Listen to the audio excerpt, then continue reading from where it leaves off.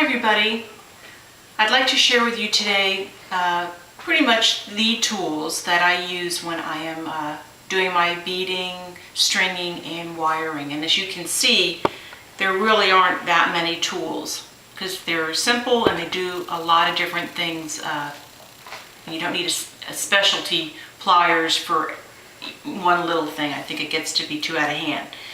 So this is a chasing hammer. And this is the bench block, and that's what I like to use for doing all my hammering and denting and dinging up my metal. This pair of pliers over here is what I call my man pliers, and I use those when I'm doing the heavier gauge head pins that I use that are the 20 gauge stainless steel, and any time that you want to use something that's stiff like memory wire. This pair here is a heavier pair of cutters that I use when I'm working with 16 gauge and up. They're nice and sturdy.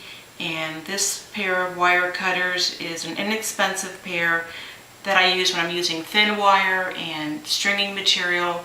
And they're inexpensive and they dull, and I just throw them out and I get another pair without worrying about it, because I really like to have a nice sharp pair of pliers when I'm cutting the saw flex.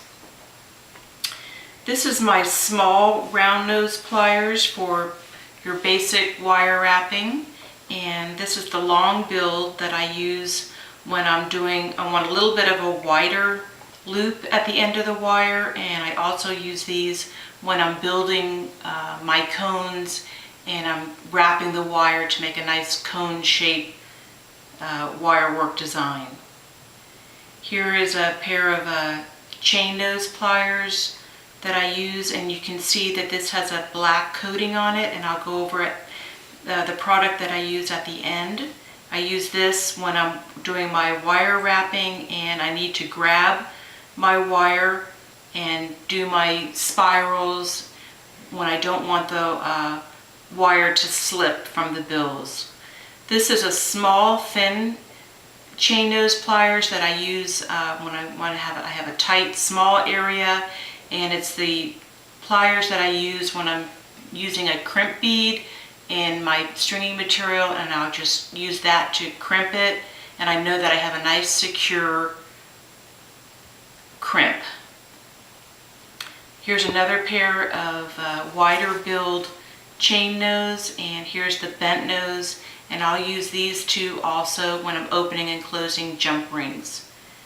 And down here is the coiling gizmo, and I know they're making it differently now, but I think they have more rods. This is the 1/16 rod, and I'll just show you. This is the springs that I'm talking about, and you can use any gauge wire that you like, and these are great. I use these springs to go over my head pins when I want to cover some of that the wire, and it gives it a nice metal look. And then lastly, I'm going to share with you the Plasti Dip, and this is what it looks like. And you can find this in Home Depot or Lowe's in the paint section. And just follow the directions. It does have a strong odor, so you do need to spray this outside, and we do 5 light coats, and usually maybe 10 or 15 minutes in between.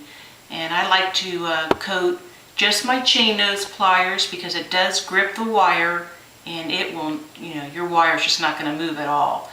So have one pair that you're going to be using right away, and then when that pair goes bad and you have to spray it, you have a backup pair. I hope this has helped you all, and enjoy your beading. Thank you.